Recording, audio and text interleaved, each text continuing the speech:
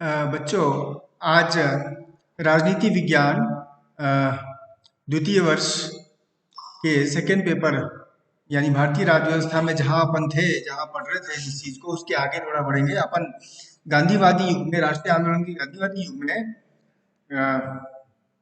जो असहयोग आंदोलन था, सॉरी, असहयोग आंदोलन था, उसको देख रहे थे। और असहयोग आंदोलन के जो कार्यविधि थी, जो उसकी उसकी कार्यसूची थी, जो उसके तरीके थे, उसके बारे में मैंने बताया था। अब इसकी थोड़ी प्रगति देखते हैं। 1921 में ये आंदोलन जो है अपनी पीक पर पहुंचा। कई स्थानों पर बड़े स्तर पर असहयोग हुआ, बड़े स्तर पर स्वदेशी को अपनाया गया। कांग्रेस कार्य समिति ने अपने विजयवाड़ा अधिवेशन में 1 करोड़ रुपए एकत्र करने का लक्ष्य रखा, 20,000 टरके बनाए। और बहुत बड़े पैमाने पर खिलाफत के माध्यम से मुसलमानों को भी शामिल किया गया। इसमें अली बंधुओं को गिरफ्तार भी किया गया, जिसका विरोध कांग्रेस ने किया। साथ में जो जनभावना थी वो उग्र होते हुए फिर जैसे अनेक स्थानों पर पुलिस का दमन भी बढ़ा। पुलिस का दमन बहुत ज्यादा बढ़ा। ननकाना कांड जिसको कहते हैं, जिसमें सिख श्रद्धालु वो बड़ी तादाद में उनको पुलिस की गोलियों का शिकार होना पड़ा। तो ये सब होता रहा, दमन चलता रहा। इस बीच प्रिंस ऑफ वेल्स भारत आए और विरोध स्वरूप, सरकार की दमनात्मक कार्रवाई के विरोध स्वरूप कांग्रेस ने प्रिंस ऑफ वेल्स का बहिष्कार करने का निर्णय लिया। और जिस दिन प्रिंस ऑफ वेल्स भारत आए 17 नवंबर 1921 को, उस दिन पूरे भारत में हड़ताल रखी गई, सामान्य हड़ताल रखी गई, जिससे और उनका विरोध किया गया। इन सब के बीच में पुलिस की दमनात्मक कार्रवाई बढ़ गई थी, जनभावना भी बहुत बढ़ गया था। ये एक अहम बात थी कि उग्रवादी चरण से भी उग्र यानी कि व्यापक ये जो है असहयोग आंदोलन का समर्थन रहा और लोग इसमें बड़ी तादाद में शामिल हुए। इसमें अगर अपन देखें थोड़ा, तो इसके बहुत सारे पहलू हैं। यानी कि इसकी इसकी व्यापकता के कारण ये था कि इसमें हिंदू मुस्लिम एकता विशेष रूप से दिखाई देती थी। जो मुस्लिम लीग पहले मुस्लिमों के को आंदोलन में आने से रोक रही थी और मुसलमान भी उसके बहकावे में आकर थोड़े से सशंकित होकर दूर थे राष्ट्रीय आंदोलन से, वो इस खिलाफत के प्रश्न के कारण असहयोग आंदोलन में, गांधी जी के नेतृत्व में असहयोग आंदोलन में काफी कूद पड़े। तो ये हिंदू मुस्लिम एकता जो है इस कालखंड की एक बड़ी विशेषता रही थी। हालांकि आलोचक ये भी कहते हैं कि इसके कारण से कुछ अन्य घटनाएं भी हुई, जिसका उल्लेख मैं भी करूंगा थोड़ी देर में।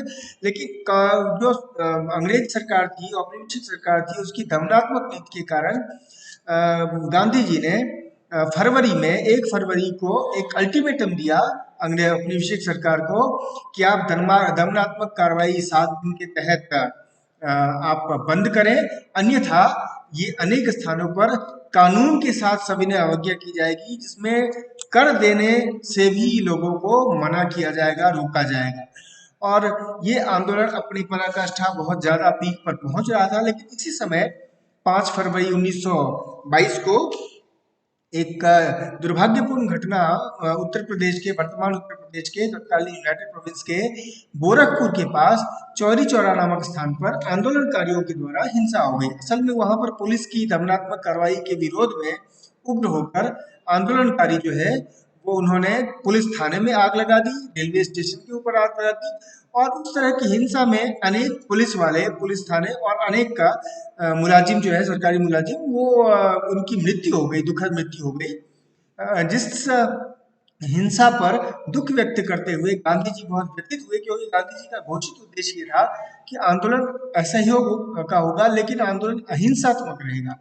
और इस कारण से गांधी जी ने इस आंदोलन को, बहुत बड़े सीनियर नेता थे उस समय के, मोतीलाल नेहरू हो, चित्तरंजन दास हो या फिर सुभाष चंद्र बोस हो, इन सब के अनुरोध के बावजूद गांधी जी ने अहिंसा से समझौता नहीं किया और उन्होंने इस आंदोलन को तत्काल ही स्थगित कर दिया। यह आंदोलन अपनी परिणति तक नहीं पहुंच पाया इस हिंसक घटना के कारण। और गांधी जी को फिर मार्च 22 में गिरफ्तार कर लिया गया और उन्हें फिर उन पर मुकदमा चलाकर 6 साल की सजा हुई, वो हम देखते हैं। यद्यपि कई जो इतिहासकार हैं, विचारक हैं, वो मानते हैं कि यदि आंदोलन उस समय स्थगित नहीं किया जाता तो संभवतः हमारी जो आज़ादी की लड़ाई थी वो थोड़ी और एडवांस स्टेज में पहुंचती, क्योंकि उस समय जो जन भावना थी, जन असंतोष था, वो अंग्रेजी सरकार के खिलाफ बहुत अच्छे से चैनलाइज हो गया था। लेकिन चूंकि गांधी जी की अहिंसा में अपनी व्यक्तिगत और अपनी निष्ठा थी, तो इसलिए उन्होंने इससे कॉम्प्रोमाइज नहीं किया और उन्होंने उसको जो है स्थगित कर दिया। स्थगित तो हो गया, लेकिन इस आंदोलन का एक बड़ा महत्व है। आंदोलन का बड़ा महत्व है। इसके महत्व में अपन देखें तो सबसे पहले ये एक जन आंदोलन सही मायनों में बना। यानी कि अब ये तय बात थी कि अगले कुछ वर्षों तक जन आंदोलन होंगे और अंग्रेजी सरकार डीस्टेबलाइज अस्थिर होगी और वो जनता के असंतोष को, जनता के आंदोलन को रोका नहीं जा सकता। ये गांधी जी का जो मैसेज था असहयोग का, औपनिवेशिक सरकार के दमनात्मक कार्रवाई, शोषण के खिलाफ, वो जन जन तक पहुंच गया था। तभी तो विदेशी कपड़ों की होलियां जलाई गई और गांव-गांव में ये प्रदर्शन हुए। अनेक स्थानों पर ऐसे लोग एकजुट हुए, लोग सरकारी नौकरियों को छोड़कर ज्वाइन करने लगे। तो गांधी जी के अपील का जो व्यापक असर हुआ, उसने इस जन आंदोलन बना दिया। तो एक सबसे बड़ा महत्व और सबसे बड़ा योगदान इस आंदोलन का था कि भारत के राष्ट्रवादी आंदोलन को इसने अभूतपूर्व रूप से इसने जन जन तक पहुंचाकर जन आंदोलन खड़ा कर दिया। फिर इसमें एक और बड़ा योगदान और बड़ा महत्व था कि जनता जो अब तक अंग्रेजी कानून के समक्ष नतमस्तक होती थी, भयभीत रहती थी, खासकर रॉलेट एक्ट के बाद की घटनाओं के बाद, वो एक भय जो है वो निकलने लग गया विदेशी सरकार का, और वो खुलकर आंदोलन में भाग लेने के लिए आगे आने लग गए। ये जो निर्भीकता थी, ये जो एक प्रकार से एक तत्परता थी आंदोलन करने की आजादी के लिए, वो बहुत सहायक साबित हुई आगे के दिनों में, आगे के आंदोलनों में हम देखते हैं। इसका एक और योगदान रहा कि इसने एक बहुत हद तक, कुछ हद तक हिंदू मुस्लिम एकता भी स्थापित की। हिंदू मुस्लिम एकता ये भी ये खनिज था, हम बाद में देखते हैं कि कैसे क्या हुआ, लेकिन तत्कालिक रूप से हिंदू मुस्लिम एकता स्थापित करने में इसका बड़ा सहयोग रहा। और एक एक सबसे बड़ा कंस्ट्रक्टिव, रचनात्मक जो इसका योगदान था, वो था कि स्वदेशी के माध्यम से भारत में पुनः एक प्रकार से लघु कुटीर उद्योग का की पुनर्रचना होने लग गई। फिर से उसमें उठाव उभार आने लग गया था। स्वदेशी के माध्यम से स्वदेशी कपड़े, चरखा, लघु उद्योग, विदेशी वस्तुओं का बहिष्कार, तो इससे जो अपने स्तर पर, जो स्थानीय स्तर पर रोजगार सृजन के अवसर थे, वो फिर से खुद लोग पैदा करने लग गए। और जो विदेशी पूंजी निवेश, विदेशी पूंजीवादी व्यवस्था और ब्रिटिश वस्तुओं के ऊपर जो निर्भरता हो गई थी इतने सालों में, वो लगा एक बार ऐसा कि ये कम होगी और ये एक रचनात्मकता लोगों में आई। लोगों ने अपने स्तर पर इस तरह के स्वदेशी काम किए। स्वदेशी शिक्षण संस्थाएं भी आई, स्वदेशी शिक्षण संस्थाएं भी आई। गांधी जी के बुनियादी सिद्धांतों, बुनियादी शिक्षा के सिद्धांतों के अनुरूप ही कई जगह है वो शिक्षण संस्थाएं चली अनेक स्थानों पर, और ये सब इसका बहुत अच्छा योगदान रहा, बहुत बड़ी भूमिका रही। लेकिन इसके कुछ नकारात्मक पहलू भी अपन देख सकते हैं। एक सबसे बड़ा नकारात्मक पहलू तो अपन देख सकते हैं इस आंदोलन का, कि इस आंदोलन में हिंदू मुस्लिम एकता स्थापित करने की कोशिश की गई, लेकिन खिलाफत के प्रश्न पर जिस प्रकार से गांधी जी ने मुस्लिम लीग और मुस्लिम कट्टरपंथियों का सहयोग लिया, वो प्रश्नवाचक चिन्ह के दायरे में आ गया। कई विचारक ऐसा मानते हैं, इतिहासकार, कि ये एक तरह से कमजोर आधारशिला थी राष्ट्रीय आंदोलन की, राष्ट्रीय ताकत की। और यही जो कट्टरपंथी सोच थी, जो सांप्रदायिक सोच थी, वो बाद में हम देखते हैं कि मुस्लिम लीग के लिए काफी सहायक हुई। पाकिस्तान विभाजन हुआ और एक प्रकार से हिंदू मुस्लिम विभाजन भी हुआ, ये एक कालांतर में हुआ।